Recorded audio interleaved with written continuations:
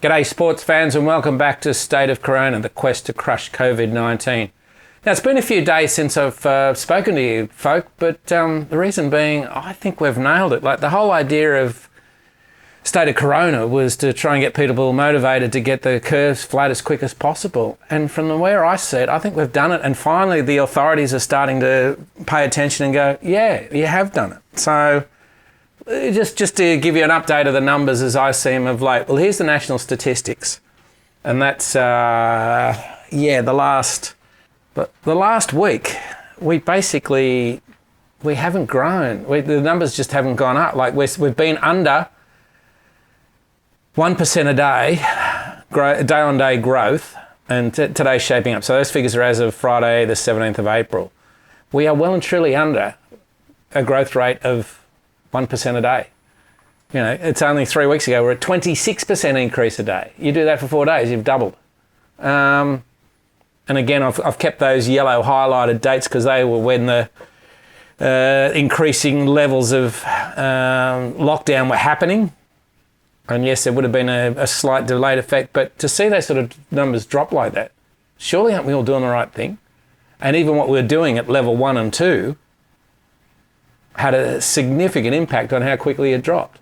So again, like the government and the authorities are starting to say, yes, well, in a couple of weeks we might be able to loosen things up. Yeah, bloody oath you better be loosening them up because, well, just before I move on to my other point, if we look at what each of the states is doing, they truly have flattened.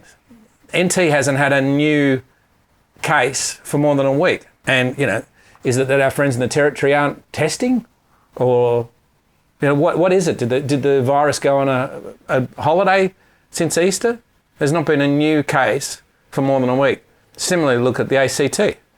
Not a new case for a week. Okay, Tassie had their problems. That's unfortunate.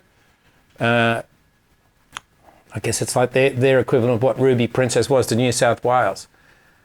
But the others, New South Wales is pretty flat. Queensland, Victoria, again, South Australia's doing well.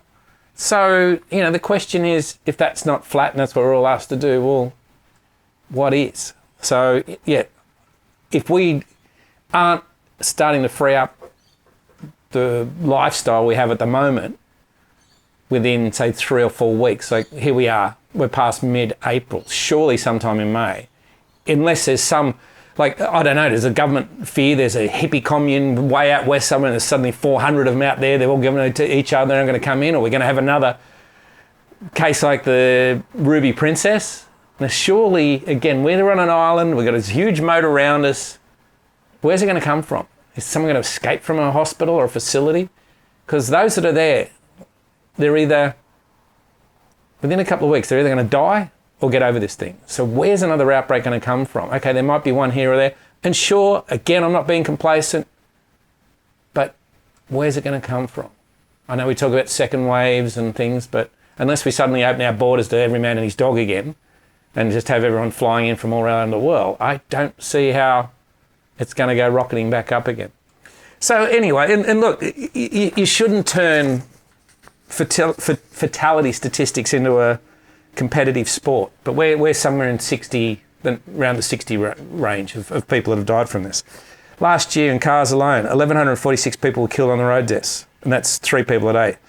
36% of fatal crashes occur in major cities. Single vehicle accidents have made up nearly half, well 45%, nearly half of all crashes, single vehicle accidents. So that's someone going off the road, wrap themselves around a tree, doing whatever.